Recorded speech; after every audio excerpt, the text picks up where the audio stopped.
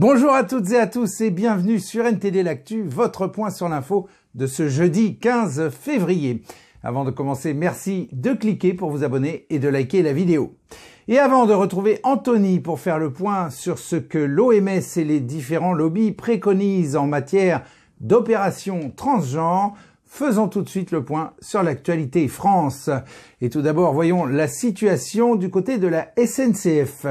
Les voyageurs pourraient être très fortement impactés ce week-end par la grève qui laisserait seulement un train sur deux en circulation sur les lignes de TGV et Intercités. Les grévistes réclament notamment une augmentation de 500 € de la prime de travail et critiquent le non-respect, selon eux, de certaines promesses de la direction. Et les forces de l'ordre sont intervenues hier près d'une ZAD à Saix où des opposants à l'autoroute A69 entre Castres et Toulouse se sont rassemblés. De nombreux véhicules de gendarmerie et de CRS ont été déployés pour filtrer les accès et retirer les barricades installées par les militants écologistes. En réponse, des militants ont tiré au mortier d'artifice sur la police. Ces événements pourraient être les prémices d'une expulsion des occupants de la ZAD, alors que la reprise des abattages d'arbres sur le tracé de l'autoroute est prévue.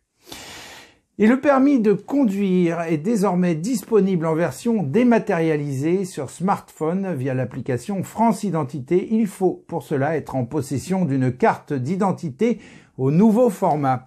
La demande de procuration de vote sera aussi totalement dématérialisée. Des expérimentations dans plusieurs communes seront effectuées en ce sens à l'occasion des élections européennes de juin. Et Robert Ménard, le fondateur de Reporters sans frontières, a argumenté avec force face à Christophe Deloire, l'actuel directeur de RSF, qui a déposé un recours contre CNews, à qui il reproche un manque de diversité d'opinion dans la ligne éditoriale de la chaîne. Pour Ménard, il ne s'agit de rien d'autre que de faire taire le camp adverse. On l'écoute. Quand on a créé Reporters sans frontières, c'était exactement pour pas avoir cette attitude-là. Je me contrefous de savoir si je suis d'accord ou pas d'accord avec ce qui se passe à l'antenne de CNews. Tu devrais être le premier à te réjouir qu'un certain nombre de points de vue qui n'étaient jamais entendus sur des médias et des télévisions en France le sont grâce à CNews. C'est ça ton boulot. Ton boulot, c'est pas de quoi? Tu es l'arbitre des élégances maintenant? Tu vas nous dire ce qui convient de faire ou de pas faire? Mais enfin, on s'en contrefout de ça. Reporters sans frontières, ça a été créé, pardon, c'est moi qui l'ai créé avec 3 journalistes. Tu le sais, je l'ai dirigé pendant 23 ans. Ça a été fait pour défendre des gens dont on trouvait les opinions, pour certaines de temps en temps, même indéfendables, figure-toi. On allait sortir des gens de prison dont je ne partageais rien, absolument rien. Oui, là, Robert Ménard était vraiment indigné. Et l'Assemblée nationale a finalement approuvé la création d'un nouveau délit de provocation à l'abandon de soins dans le projet de loi de lutte contre les dérives sectaires, après une deuxième délibération demandée par les députés de La République En Marche. Il a été souligné qu'il ne s'appliquerait pas aux lanceurs d'alerte, bien que la limite entre lanceur d'alerte et provocation à l'abandon de soins peut laisser perplexe. Et on conclut les Actus France avec un extrait du débat houleux qui a eu lieu entre un député LFI et une députée du groupe LIOT au sujet de l'immigration à Mayotte. Regardez. C'est-à-dire que vous êtes en train de nous expliquer, le sujet, c'est la pauvreté. La pauvreté ne justifie pas la violence. Mayotte est depuis toujours extrêmement pauvre. On ne découpe pas des gens en morceaux. Vous comprenez? À aucun moment la pauvreté ne justifie la violence que subit Mayotte. De 1. De 2, les écoles, les hôpitaux, les routes que vous appelez de vos voeux, pour lesquelles les Mahorais se battent. C'est impossible de le faire tant qu'on ne sait pas combien on est et que personne ne contribue. Est-ce que ça vous convainc? Parce que la générosité, elle n'a pas de prix, mais elle a un coût. Si vous n'avez pas les contribuables pour payer cette politique publique, vous ne pouvez rien développer. Donc à un moment, LFI, il va falloir que vous aligniez vos principes avec la réalité. Moi, je veux bien tout entendre, mais vous êtes d'une mauvaise foi inouïe quand il s'agit de Mayotte. Entendre votre collègue de la Réunion nous expliquer dans l'hémicycle hier, après vous gargariser de vos grands principes sur la générosité, l'humanité, l'accueil, à nous, Mahorais, qui avons la moitié de la population qui est étrangère, nous dire à nous comment accueillir, ce qui est déjà honteux, mais en plus, là, le collègue réunionnais, qu'est-ce qu'il dit? Surtout pas chez nous. Donc en fait, vous avez une solidarité à géographie variable. Ah si. Allez. Et je laisse maintenant la parole à Anthony. Anthony, c'est à vous. Merci Rémi. Bonjour à tous. Vous le savez certainement, l'Organisation mondiale de la santé est réputée pour ses lignes directrices sur des centaines de sujets. Cela peut aussi bien aller de la douleur lombaire due au Covid jusqu'à la nutrition infantile. Ces prérogatives font souvent autorité et sont transposées au niveau des pays eux-mêmes. Le maître mot de l'organisation, selon elle, est une approche approfondie, objective et fondée sur des preuves. J'aimerais que l'on s'arrête sur une en particulier qui concerne les nouvelles directives sur la santé des personnes transgenres et sexuellement diversifiées. Sachant que l'OMS a pour vocation de garder la plus grande neutralité, nous pouvons noter que le parti pris est de viser à conforter les personnes dans leur genre et à faciliter l'accès aux hormones et à la reconnaissance légale de l'identité justement de genre. Mais il est important d'apporter un peu de nuance car ces points ne font pas consensus. D'ailleurs, plusieurs pays comme l'Angleterre, la Suède ou encore la Finlande ont interdit l'administration de bloqueurs de puberté ou d'hormones aux adolescents, suite à de nombreuses expériences négatives et une absence, je dis bien une absence de preuves scientifiques. Regardons ensemble de quoi il retourne. L'Organisation mondiale de la santé a défini les objectifs de sa directive sur la santé transgenre et nommé une commission de 21 experts pour la rédiger. Entre autres, cette commission aura pour fonction de formuler des recommandations pour améliorer l'accès à la fourniture de soins d'affirmation du genre, y compris les hormones, la formation et l'éducation des agents de santé pour la prestation de soins dits inclusifs selon le genre, et la reconnaissance légale de l'identité de genre autodéterminée. Cependant, la commission est critiquée pour son manque de diversité, avec une absence de voix critique en matière de genre et une surreprésentation de militants transgenres et de fonctionnaires du lobby transgenre mondial WPATH. Ces choix de composition et les opinions exprimées par les membres de la commission soulèvent des questions sur la neutralité et l'objectivité de la directive à venir, car le sujet n'est pas sans controverse. Les études suggèrent qu'entre 1 et 25% des personnes ayant subi un protocole de transformation de genre l'ont regretté et ont ensuite détransitionné. Parmi les membres de la commission, Florence Ashley, transgenre, défend l'idée que les bloqueurs de puberté devraient être mis à disposition des enfants comme une option standard, leur permettant de jouer avec leur identité sexuelle et de changer de nom et de pronom. Pour Ashley, seuls les enfants qui souhaiteraient activement et irréversiblement se conformer à l'apparence de leur sexe biologique devraient pouvoir le faire, et tous les autres se verraient prescrire des bloqueurs de puberté.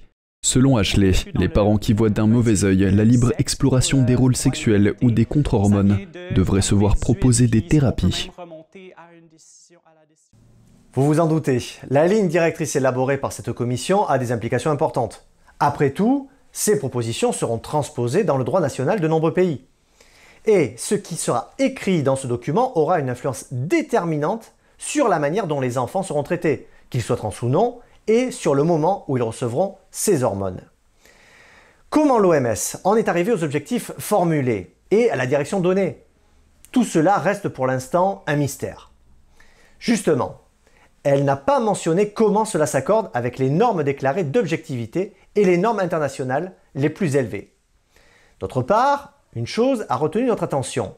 La commission est composée unilatéralement de membres de lobbies trans-affirmatifs. Il serait peut-être intéressant d'avoir l'autre point de vue pour garder un certain équilibre. D'ailleurs, figurez-vous que la simple idée d'aider ceux souffrant de dysphorie de genre à accepter tels qu'ils sont n'a même pas été évoquée. Avant de passer à des choses radicales comme la prise d'hormones ou la chirurgie, il serait peut-être utile pour le bien-être de ces personnes d'envisager toutes les voies possibles et n'en exclure aucune pour leur offrir le meilleur choix en leur âme et conscience.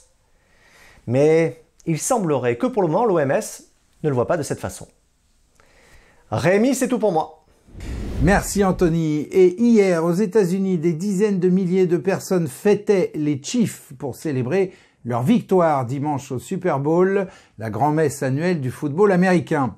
Et c'est alors que la parade touchait à sa fin qu'a eu lieu la fusillade qui a fait un mort et plus d'une vingtaine de blessés. 3 personnes ont été interpellées par la police. Et le secrétaire général de l'OTAN, Jens Stoltenberg, a salué la hausse des dépenses militaires des pays membres suite aux récentes déclarations de Donald Trump qui ont suscité des inquiétudes quant à la crédibilité de l'OTAN face à la Russie et ses alliés. Il a souligné que 18 pays de l'Alliance atteindront l'objectif de consacrer 2% de leur PIB aux dépenses militaires cette année. Les États-Unis restent le premier contributeur au budget de l'OTAN. Et on passe tout de suite aux actualités Chine avec Vladia. Vladia, c'est à vous, on vous écoute. Bonjour à tous, merci Rémi. Aujourd'hui, je vous apporte une série de brèves mises à jour économiques en provenance de Chine. L'un des plus grands fournisseurs d'indices au monde efface des dizaines d'entreprises chinoises de ses indices de référence. Dans un récent rapport trimestriel, le géant financier MSCI a déclaré qu'il retirait 66 actions de son indice chinois. Cette décision arrive alors que le marché de la Chine communiste a perdu des milliers de milliards de dollars en valeur en raison d'une crise immobilière sans précédent et d'une faible consommation. Parmi les sociétés retirées figurent China Southern Airlines ainsi que plusieurs promoteurs immobiliers. Face à la chute de l'économie chinoise, les investisseurs se tournent vers les marchés en développement. En effet, des pays comme l'Inde offrent une alternative. Récemment, MSCI a porté la pondération de l'indice indien à un niveau inégalé, soit un total stupéfiant de 18,2%. Selon les analystes, cela pourrait rapporter des milliards de dollars de bénéfices à l'Inde. En 2020, la pondération de la Chine dans l'indice était 5 fois supérieure à celui de l'Inde, mais aujourd'hui, l'écart se réduit. MSCI a retiré de sa liste un nombre record d'entreprises chinoises en 2 ans. Voilà pour les nouvelles du jour, merci à tous, merci Rémi, à demain. Merci Vladia. Et on conclut cette édition avec un autre grand peintre de la première Renaissance, Paolo Uccello. La peinture de cet artiste majeur tente de marier tradition et innovation en s'inspirant du gothique tardif et en intégrant les avancées de Masaccio en matière de perspective.